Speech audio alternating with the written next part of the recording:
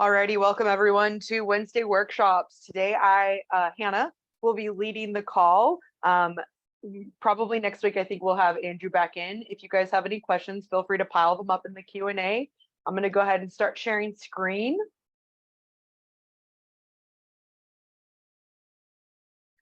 Looks like we already got one question. Okay, no worries, Tammy. Yeah, let me know if you have any other questions regarding, some of the stuff that you were kind of like working through on updating your system. That might be a fun thing to talk through if anyone was interested on talking just through some ways that you can set up your system to be able to be work better for you and some efficiencies too. Oh, wonderful. We've got a really nice long question here. Okay, let me read through it.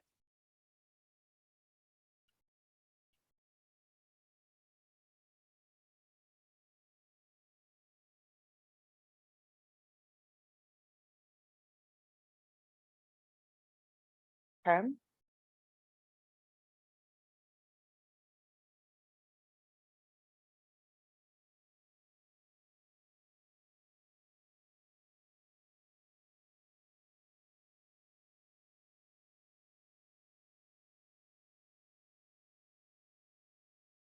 Okay, so let me read this out loud.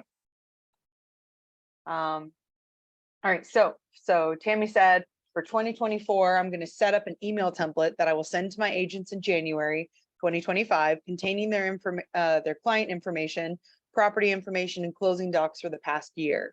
They can use this email to reach out to their clients for tax season. I wanted to set up a folder for closing documents that I can drop whatever information that the title sends into. We get a variety of formats. She mentions a couple different kinds of PDFs, or a couple different types of versions of documents in one PDF, it looks like. This way, in my end of year email, I can attach whatever documents are in that folder. Currently, we can only attach documents based on the file role and not the folder. Yes, so that is correct. Right now, you can only attach file roles to documents, to emails versus a folder. I know that we've talked about, submitting that idea to the Idea Lab of, can we make it that we can attach an entire folder? There's definitely a couple ways around kind of getting it so that you can attach that total document, right?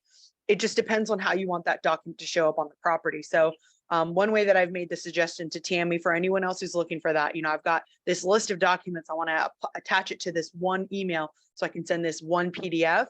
What I typically suggest is you're going to go ahead and locate that folder that you're going to want to select, right? So let's say it's this loan documents. Not all of them have documents, but most of them do. What I can do is I can click on this little drop down here, say select all files, and then I can go to the options and I can actually merge this PDF into one. And what I can do with that is I can have a specific file role that's for that email. And I know that once I've merged all these documents, I assign that file role. I can pop it into another folder if I'd like to, or I can leave it in the loan documents as you could say the complete or all files in loan documents if you want to, or loan documents files. That might be a good naming convention for it. And then have it that automatically attaches to that email. One of the other interesting questions that kind of Tammy is going through right now is that they're wanting to send all of the clients that they've worked with in one email to one agent, right? There's a couple different ways that you could probably achieve this with open to close, how it's built right now. The best way that I would probably suggest it is going through and creating, once you get your settlement statements together and stuff like that, exporting those documents into a Google folder or a Google Drive folder if you guys have that connection. But the other way that you guys could go through and kind of figure out, what information and where do I need to pull the data from is by using your tables and segments to pull that data, right? So here we can create a segment that's called, closed transactions, and we can grab all the closed transactions from 2023 or 2024, whatever one you need, and you can export that information so that way you quickly know. Or you can also add them to the queue. Let's say we needed to download a couple different versions of those documents, so we can set that up or set that email up. You can go through and you can do that, and then you'll have them in the queue and you'll be able to flip through each one of those properties, quickly grab onto their documents, download that document that you need, go to the next one, go to the documents, download that document. So a couple different ways for that. I'm going to see if there are any other questions from Tammy that kind of give me a little bit more insight, but I think that's it. Let me know, Tammy, if that's what you were thinking, but I think that that's a good suggestion for anyone who's looking to do that.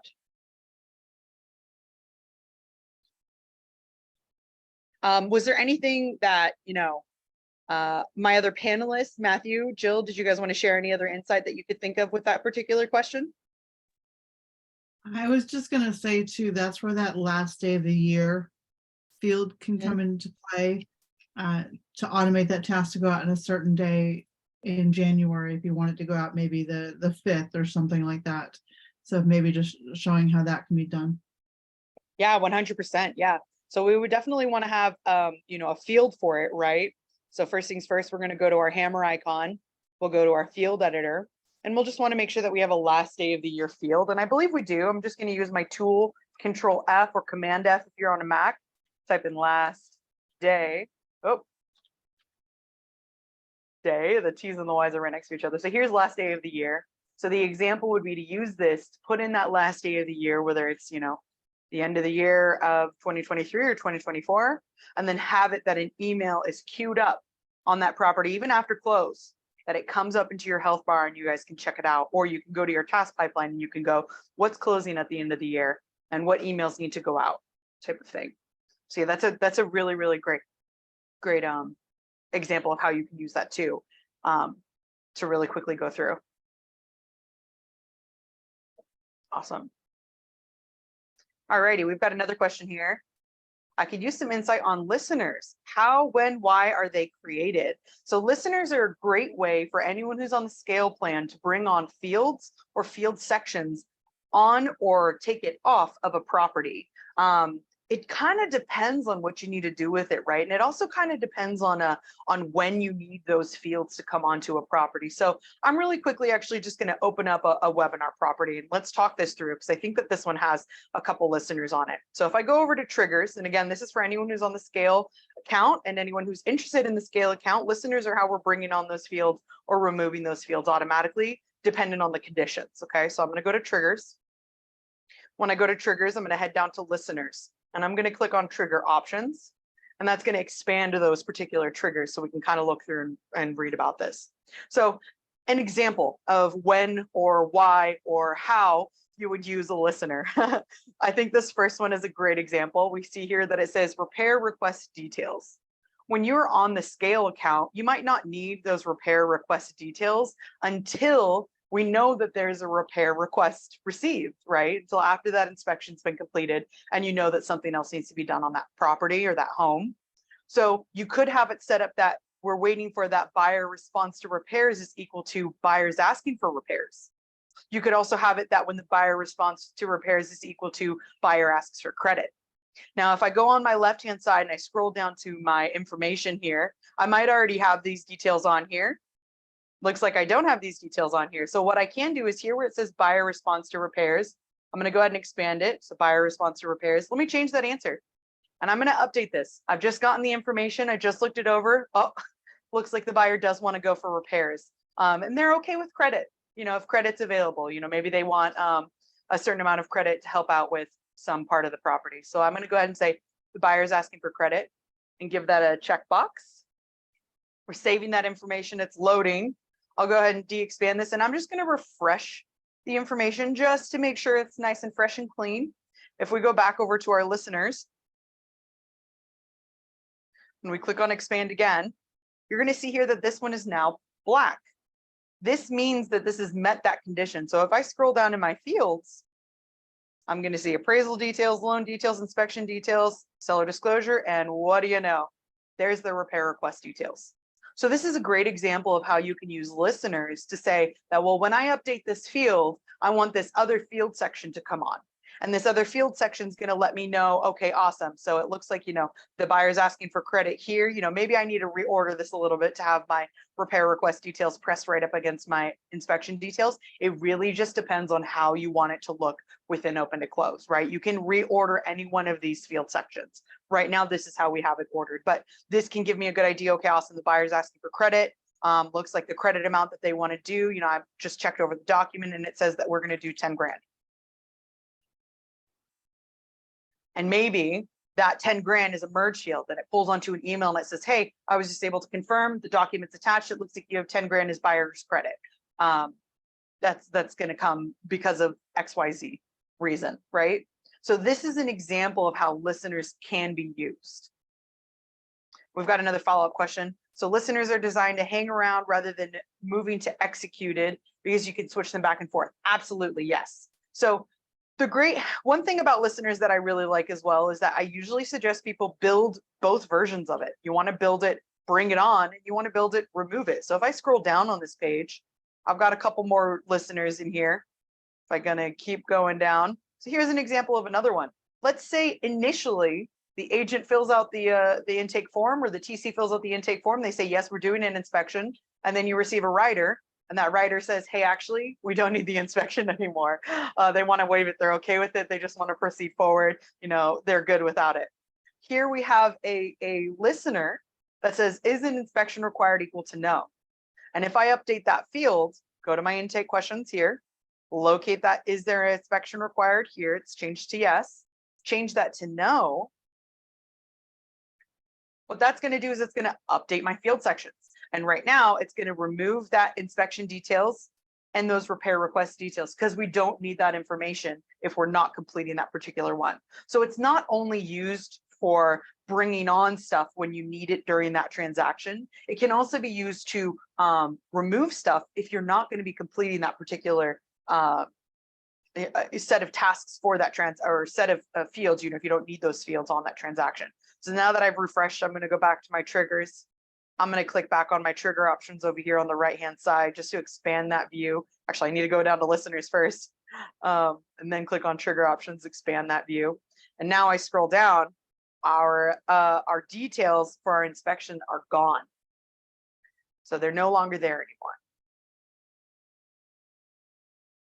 Let me see, Todd, you've got a follow-up question. I was surprised to see listeners on a property because it wasn't by design. What do I do to cause these to become a listener? Anytime you're talking about adding or removing fields, it is a listener.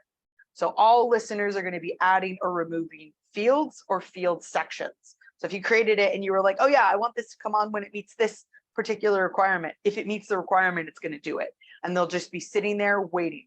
That's what this little sonar, little sonar button means. The trigger is listening, that's waiting. So most likely in your account, you were like, oh, well, I know I need these fields when it meets this particular one. And that's how those listeners are created. Let me know if that makes sense. I know we went into it a little bit deep. Do we have any other follow-up questions on how listeners work on properties? Of course, yeah, no worries, no worries. Do we have any other questions?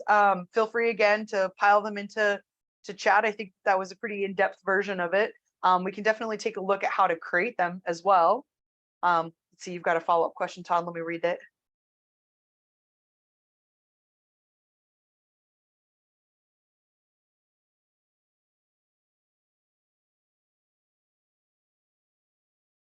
Okay, let me read this out loud and see if I can piece this together. Each trigger, executed triggers. So we're talking about executed right here. Each trigger shows when it was fired, on what property, and how it was fired. However, clicking on the now green template button has no effect. How can you tell exactly what fired? I might need to see what it looks like in your account to be able to tell. It's a little bit difficult because, again, I'm not logged into your account, so I'm not sure where you're referring to the green template button. Do you mean like you've turned it off? If you want to see what information has been sent, because when we're talking about triggers, we're talking about emails, we're talking about text messages. We might be talking about fields, right? We're talking about fields, you're going to go to your listeners. When I go to my listeners and I expand those trigger options, those fields are always, those listeners are going to be sitting there indefinitely. They will always be on the property. So you can see here, even though our buyer request stuff has been removed, it's still there, right? Same thing with our inspection requests. It's still there. It's still sitting there waiting. So when we're talking about other kinds of triggers, emails, text message, that kind of stuff, we can go to emails on that property and we can see the sent emails. So this would show all emails that have been sent off, whether it was through a trigger from our trigger queue, right, from our trigger page, or whether it was sent off through an email and sent it to the QR and you've sent it out. You can see all triggers that have been executed or emails that have gone out. Same thing with text messages. If we go to text messages, we can see the sent and received text messages here. and what ones have been sent out. So let me know if that helps answer your question, but definitely do a screen grab and send it into support. I'd love to see where you're referring to, Todd, and we can kind of get a little deeper on that as well. Yeah, I might not allow the link to be shared in Q&A. That's true. Yeah, if you do the screen grab. Awesome. Thanks. Alrighty, so we've got one more. Let me just read this through.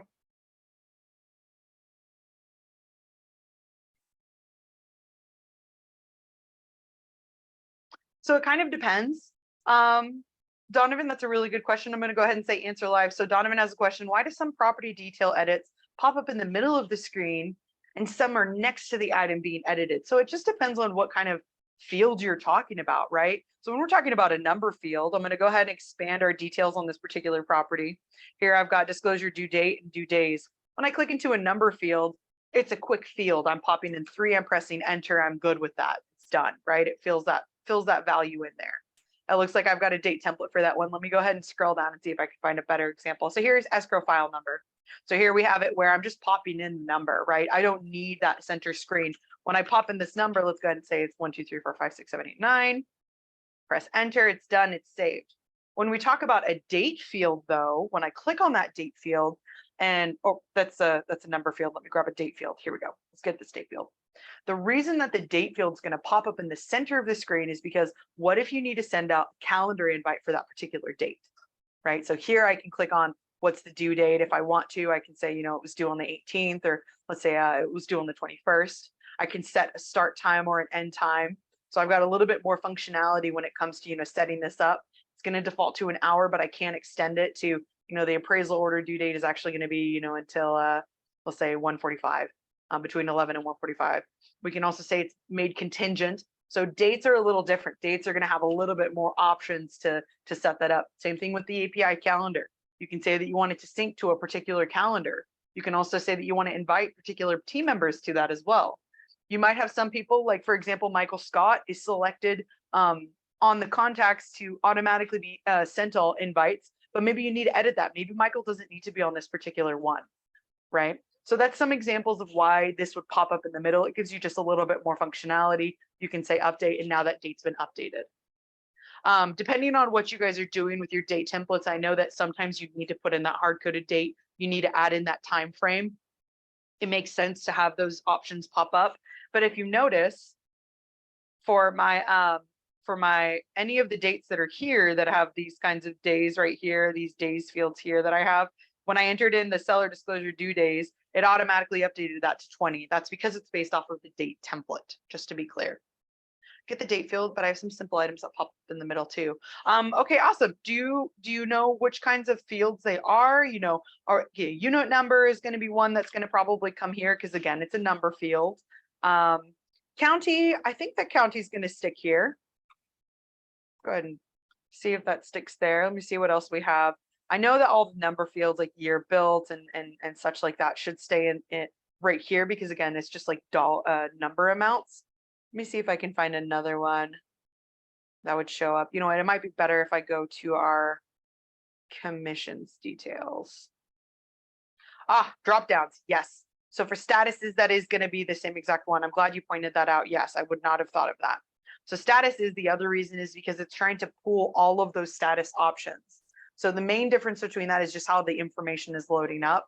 For statuses, it's going to be that you're looking through this. When you're updating the file status and you're changing it from pre-listing to under contract, some other things can happen on this transaction. When I update this to close and I give that the green button and you say, okay, yep, it's closed now, it's going to ask me some more information. Well, what do we need to do with this? For this particular one, obviously, it's this contract status. So there's a little bit more functionality with this one. But here it gives me the ability to like delete a one sheet or remove uncompleted tasks, that kind of stuff. Now, if we're talking about statuses for like, let's say we have got let me see if here we've got the CD acknowledged buyer status. This one in particular, again, it has to do with the information that's kind of how it's been built out. That's most likely why it's going to be popping up in the middle. I can definitely, if you're wanting to see some functionality where you click on the drop down and you select it from there, definitely submit that to the ideas lab. It just depends because we're going to go with how it's been built out. But if you want to see it in a different way, this is a great example of saying, hey, Is there any way that we could have it just pop a drop down here as opposed to populating in the center for this one? Because it just depends. Because like here, maybe I need to mark this as a medium or a high. Another thing with the statuses can be built off to do other things. If you're using your listeners, maybe you do need to pop in yes, and you do need to mark it as a high priority field, and you do need to mark it as red. Let's say instead of yes for this one, let's use a true example. Let's say it's no. CD acknowledged by buyer status. It hasn't been acknowledged yet by the buyer, right? So this could be an example of where I say, it's red, this, mark that, and then now that's highlighted for me. And if I head over to my triggers, maybe I'm using that property queues example that I was using earlier, and I'm taking a look at, the priorities for it. I have that little red highlight now for that field.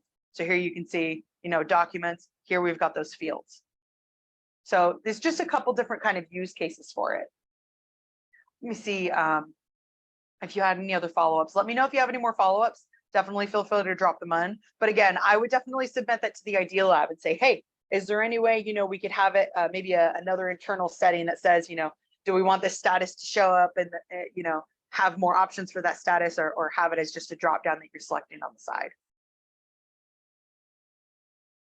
Okay, we've got another question. It says on the left menu, your menu functionality have run settings icon work differently than mine. Your menus are persistent, where mine only hold for 3 seconds. Is this a system setting I can adjust? What Hannah is probably doing on the left-hand side is she is opening up that 3-line icon. I call it the hamburger icon. And if you click that, then they will stay open and you'll get those bottom ones to show up. If you don't, it will just hover for a minute and it'll go away. Or as soon as you move your outfit, it's going to go away from there.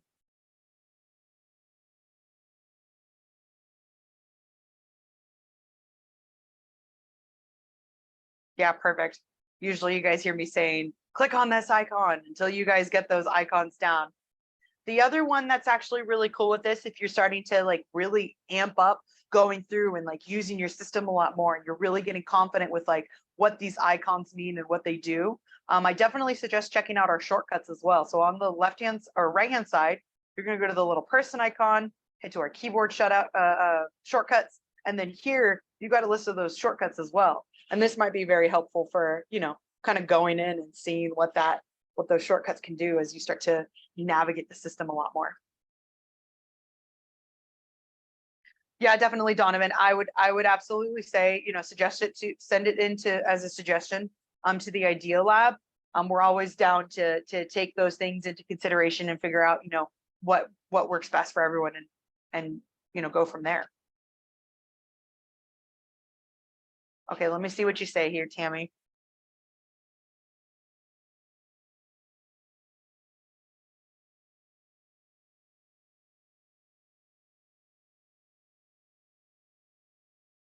Okay, so it says, just a tip I recently learned, and I'm going to see if I can recreate exactly what you just suggested. Just a tip I recently learned with the dates. You can put in an address. For example, when you're putting in the closing date, you can put in the title's company address. If you share that calendar with your agent, it addresses the address to their calendars as well. It saves you a phone call from them asking them where you're going. Just a tip you learned. Oh, awesome. Let's see if we can kind of try to recreate that. So I'm going to go ahead and locate a date that I want to share with someone. Let's go ahead and expand these views. Some of these are cut off and I want to make sure I'm clicking on the right one. See if we can do this appraisal cancellation date. Nope, that looks like a field.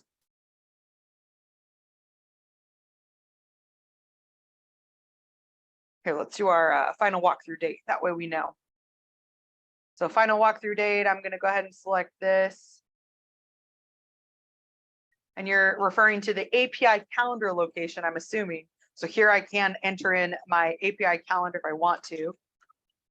And here, if you notice, if I start typing in, it's going to go based off of my location. I'm not currently in Turlock. That's why it's defaulting to a different location. But I can start to type in that name, select it, and now that location is going to be shared as well. Yeah, that's a really great tip to share 100%, especially if you're sending out those calendar invites to, your party members. We've got the final walkthrough date. We don't want them to go, which property is this for? I've got 5 walkthroughs that day. Which one am I going to first? Type of thing. That's a really great tidbit to share. Thank you for sharing that, Tammy. Feel free if there's any more questions. We just got down to the end of the line for our questions, so definitely feel free to add in any more Q&A that you guys want to cover today. I'm just going to go ahead and kind of check this out, play with this a little bit. Let me see. I know I'm on this one. Here I am. Say update. That's a really, really cool tidbit that you just shared with us. Tammy, thank you for that. Well, right now, since we have a lull and we're about halfway through, let's talk about the other kind of support that we provide with Open to Close. Just depends on what you guys need. We do have, Wednesday workshops that you guys are coming to right now, but we also have group onboarding calls as well. If you head over to our website and you go to the Learn tab and you go to Webinars, underneath Webinars, you're going to see that date that webinar was happening and what webinar is coming up. So we just completed using Open to Close this morning. If I scroll down, next Tuesday, we're going to be going over emails, text messages, and messaging 101. And then that following Wednesday, so next Wednesday, we're going to be going over Fields 101. And those are two really good calls to come on to learn, the basics on like how to edit your field editor, what goes into that, how to use your date template. We might talk about commission templates and some field reporting, depending on what plan you might be on. You'll definitely want to take a peek at those too. And then for emails, I like to go in to talk about how to create email templates and what the best practice is. I know a lot of people end up creating their email templates on their tasks triggers versus actually creating that email template itself. And then when they go to make edits to it, they have to go to that task trigger versus going to the email templates and updating. So we can talk about some stuff like that. I think that's one tidbit I'd like to share. Looks like we've got one more tip to share. Speaking of shortcuts, I'm using Chrome. Template editor says to use Control-Shift-T. However, Chrome is eating it and creating a new tab. Yes, so Control-Shift-T actually opens up another tab. It opens up a previously closed tab. So let me see what the shortcut says for opening up the template editor. Go ahead and go to the keyboard shortcuts. If it's something different, we might need to update it in here. Template editor, yeah, I do see that it says Control-Shift-T.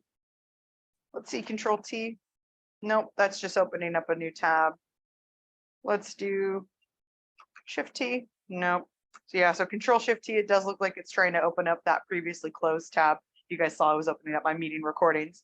So thank you for sharing that with us, Todd. I'll make sure to forward that over. Jill or Matthew, if you guys want to take a note of that, that way we can share that feedback with our engineer. It might be something, a different kind. It might be Control-Alt-T or some other kind of one. Or it could be when you're in the template editor that it does something different here.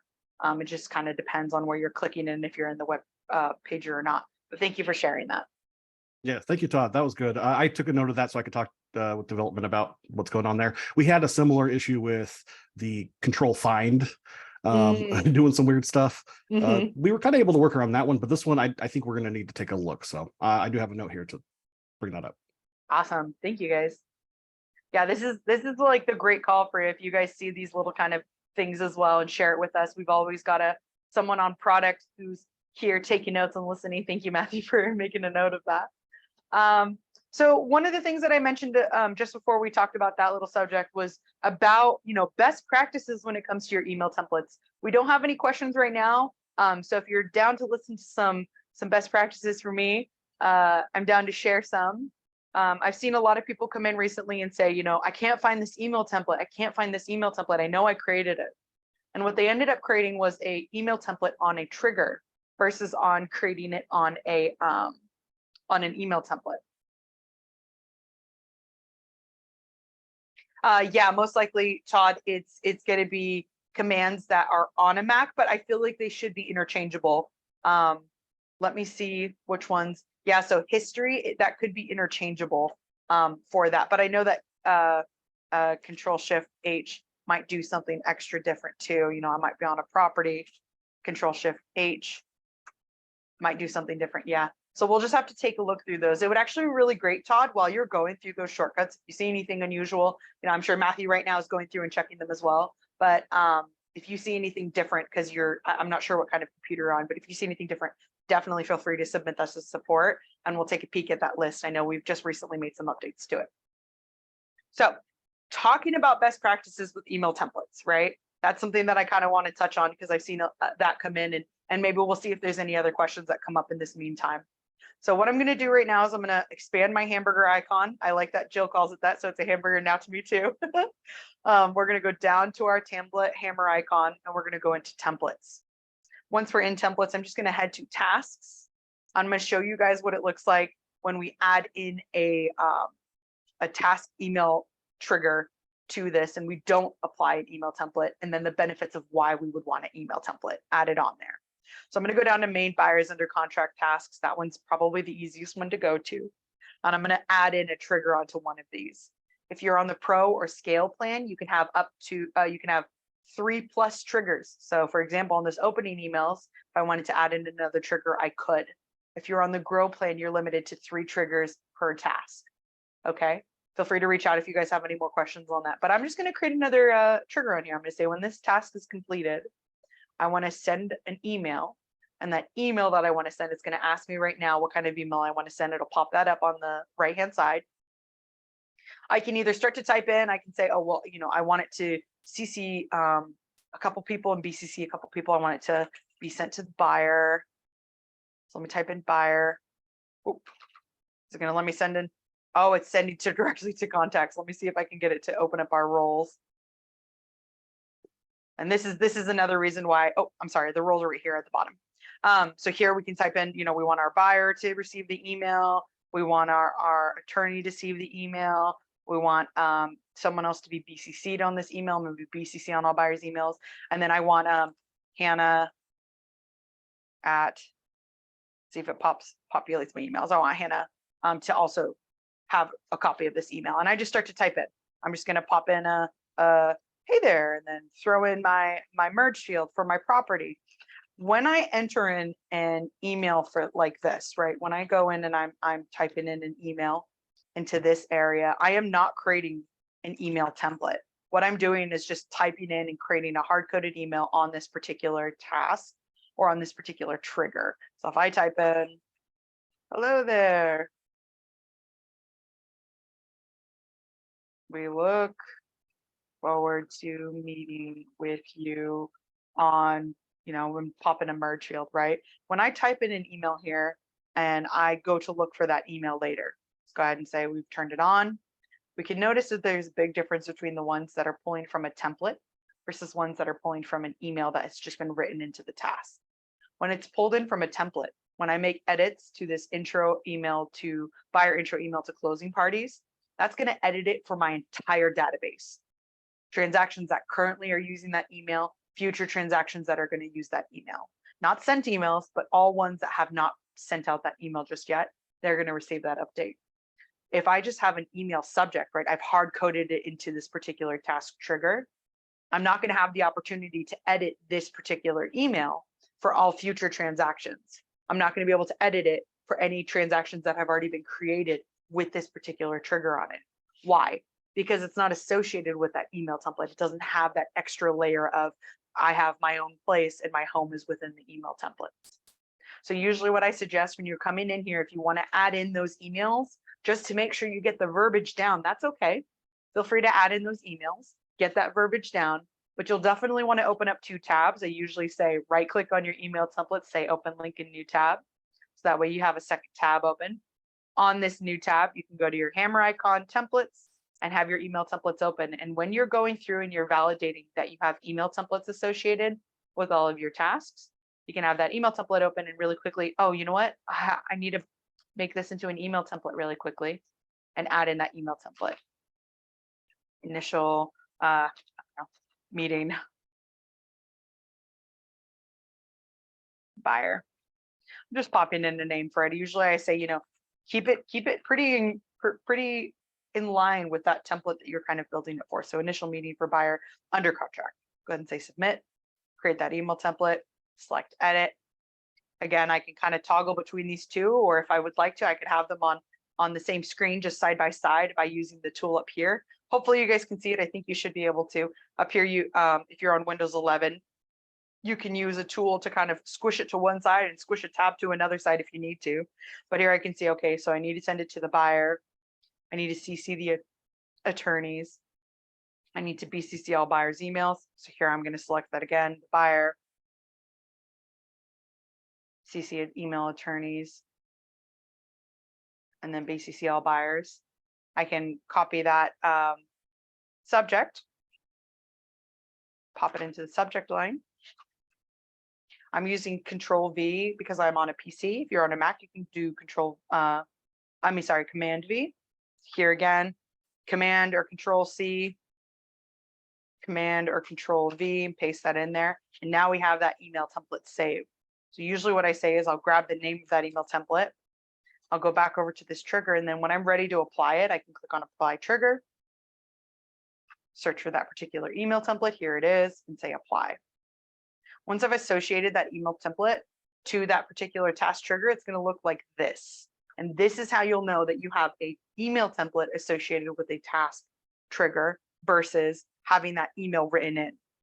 This is going to be the same kind of formatting you're going to be using if you're using your trigger templates as well. So kind of in a different area, right? Instead of it looking like this and we're looking at our tasks, when you go to your trigger templates and you take a look at your trigger templates here. So I'm just going to grab, I think buyer HOA trigger has some email templates on here. Here's an example of one. So if we look at it, this one, once again, it says template. We know that it's associated with a template. If I just create a trigger function, say send an email, add that trigger in here, and I just start to type into that body without selecting I just start to type in here again, then I'm not creating an email template. I'm just adding in an email to that particular trigger versus applying a template. So let me know if you guys have any questions on that. Our best practices is try to get your email templates in there as soon as you can. If you've created your account after December 2022, you most likely have the pre-built account, which means you probably have a lot of email templates inside of your account. Usually what I suggest doing is coming over to your categories and sorting it by those categories. Okay, today I'm going to focus on updating my buyer inspection OTC1 emails. I'm kind of going through and seeing what we have. I usually suggest, you can delete OTC1 once you've made that edit, or pop in the date. 7/19, press enter on my keyboard, boom, it's saved. If I sort the templates, I'm still going to see that verbiage there. And if I click back off of it and I go back over to it, so I'm going to go back over to my inspection ones. Now I can see that that one's been last updated on 7/19. So that's just some best practices that I have about emails. Is there anything else that my team members have, a little tidbit that they've learned this week that they'd like to share since we're still waiting on some questions?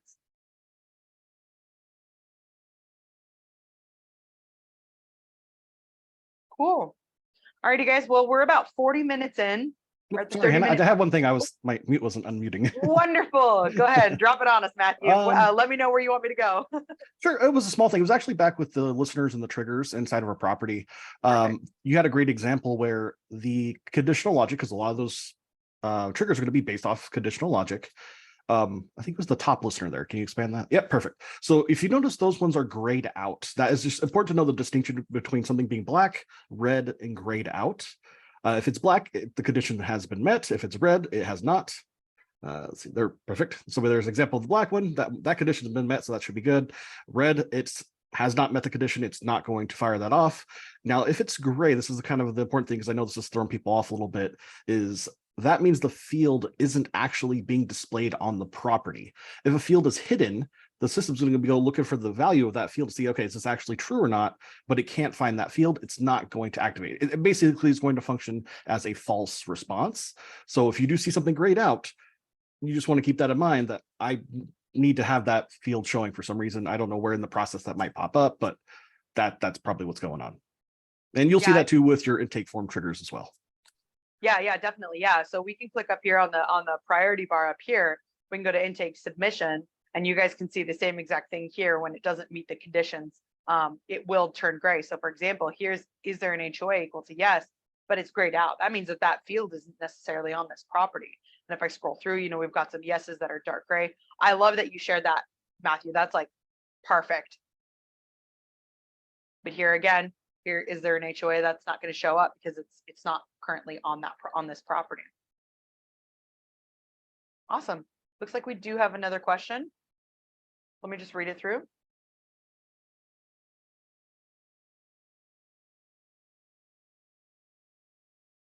this is an awesome question, Kaylee. Let me read it out loud for everyone else. So it says, what do you recommend for building out inspection trigger templates? I have 4 to 5 different options on how inspections could go. So I didn't know if doing a separate trigger templates or putting them all in one would be best. If I do separate some of them, they would only have 1 or 2 emails. So I think it kind of depends on how you do your inspections. If the inspections are so different that like, for example, if we're talking about the difference between a home inspection and a well inspection or a septic inspection, then you might want to have separate task templates or trigger templates for those particular inspections. If the information is just, oh, well, they indicated that they want a home inspection, but they don't need, they meet certain requirements, a condo, right? Versus like a home. So the inspection is going to be done a little differently. And we're not going to be looking at certain stuff. You could use smart blocks to trigger different information, right? You could say that, well, if the property type is equal to, and I'm going to go down to property type, and I'll just expand that really quickly. Say the property type is equal to townhouse. So we don't necessarily need to check this, but we need to check something different. You can have a smart block populate those. But really, I would want to see, the 4 to 5 different options on how inspections can go. Why don't you give me an example of 2 of them and what's different about them? One of them is because we do this. The other one is because we do this, because it kind of just depends. I typically suggest if the process is so starkly different from the other one that you're like, I would either do this or this, then definitely have separate triggers, right? And I would have some sort of condition to bring on that particular task template. Or how would you know? That's where you're going to be thinking, do I need another field to bring on that one? So if I say it's an inspection's coming up and I'm dealing with a condo, and that inspection process is different, those tasks are different, then when I select condo as my property type and I bring on that inspection task for my condo, then it's going to bring on only those tasks that I would take care of for my condo. Yes, Jill. I think it's possible too that she's also speaking of the results of the inspection. So you have the inspection and maybe they're doing repairs or they're taking credit. So I know we've got a field on there. So you could have a smart block come in based on which field you've selected for I think it was the repairs. It might have been under your first page. Yeah, I'm gonna go ahead and change my listeners so I can bring on my fields. See how I don't want to say it's lazy, but I'm letting the system do its work.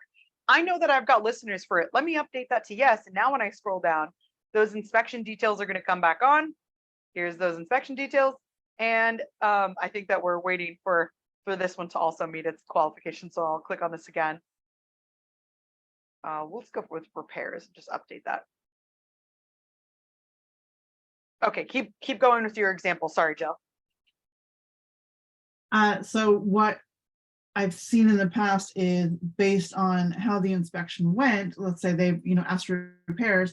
Now you've got an email that triggers up saying whatever you need it to say in that situation. And if it's buyers asking for credit, you've got an email going to whoever you need to go to based on that response. And you could have a smart block tied to that field saying, if it says this, say this in my email, or if it says this, do this.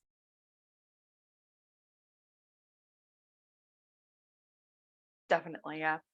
Feel free, Kaylee, if you want to share some examples of the difference between those, whether it would be that the email content would be different, or the tasks themselves would be different, or the follow-up would be different. You can definitely set it up this way. The other thing that I want to validate with you too is that you're using the verbiage trigger templates. So I'm assuming you're referring to, if we're talking about trigger templates, we're referring to, let me scroll up to the top and minimize this. We're referring to any templates that can be, the templates that are going to be interacting with this particular page. If we're talking about task templates, it's going to be a little different, right? Task templates can be triggered off of the intake form.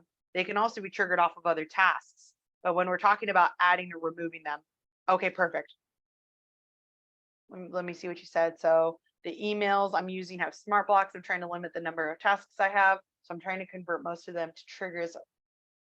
Awesome. Yeah, that'd be great. Yeah. So we could definitely get together and like rehash those specifics. Awesome. Yeah, definitely. So yeah, that would be the way that I would suggest it, is using those smart blocks to add or remove the information based off of, whatever the response is in those particular email contacts. Yeah. Awesome. Alrighty, guys, we're at the 45-minute mark. Is there anything else that anyone has questions on or anything that's burning in their mind? Are there any suggestions that we have on how we can improve the system? Are there any parts of the system that you really like? Was there anything that you learned this week that you're like, oh my gosh, I definitely need to share this right now? Feel free to drop those in the Q&A. Jill, Matthew, do you guys have any updates to share or anything, you know, any tidbits that you guys wanted to touch on?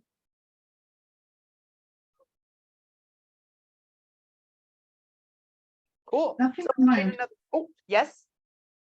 I just said nothing on my end. You're good. Okay, My no time worries. Okay, awesome, awesome. So feel free, you know, guys, we'll leave the room open for a couple more minutes. Feel free to drop any other last minute questions into the Q&A. Other than that, that's all we had today. As always, if you guys are looking for support, definitely feel free to reach out to us in support here. You can send us a chat. We can email or we can chat back and forth here. You can also send us an email. We always would love to see Loom videos or screen grabs or bomb videos of your screen on what you're seeing and what kind of issues, if you do run into any issues or what you're trying to accomplish. Those types of videos really help us see how you're doing, what you're doing in open and close, because there's a lot of ways to catch a fish, right? So we want to see how you guys are doing your tasks or completing your you know, work within open and close, and that'll help us with it. If you're looking for previous messages, you can always click on messages here. Maybe we just sent you a Loom video back and you're like, oh, you know what? I got that really great tidbit from Clyde or Ansel or Riz or Anna or Den, anyone else on our support team, and I want to go back to it. You can always go back to your previous messages here as well. We've got our support channel. So if you come up here at the top and you go to support center, you'll see this is our support center. This is going to be where you're going to be Googling and saying, Hannah was talking about email templates. Let me learn a little bit more. You can type in email templates. You know, Hannah mentioned trigger templates. Let me learn a little bit more. You can start to type in trigger templates if you're looking for trigger templates. You can also type in listeners. I believe we have a couple articles on those. So here's just understanding the listeners and what those are. We'll pull you to that information. The other one that I like to highlight, because it's always being updated, we've always got new things, is the change log. If anyone's interested on different updates that have been made this month or previous months, definitely go to the change log and take a peek. Some of them are just fixes or new updates to the system, and some of them are stuff that you guys probably didn't notice about before. You know, we've talked about the federal holiday function that was added into open to close. If you're looking for more details on that, definitely check out the change log for it. Or one of our previous Wednesday workshops, we did cover that information as well. The other options that we have, if you guys are like, okay, you know what, I've been doing really great on the Wednesday workshops. I love the group onboarding, but I need a little bit more. We do have one-on-one training time as well that's available. It's a 6-call package. They're $4.99. You can purchase as many as you need. Those calls are set up with our implementation specialists. You guys will decide what you want to train on and how you want to move forward. Typically, I'm having training calls where we're learning just the basics of the system, but sometimes we have really cool training calls where we're just going even deeper in on what you guys have, just reworking some stuff and making it even smoother for you guys. Cool. It looks like we actually do have a question coming in. Let me just read it really quickly. Oh, and thank you, Todd. Yeah, I'm glad that you're here. We're glad that all of you guys are here.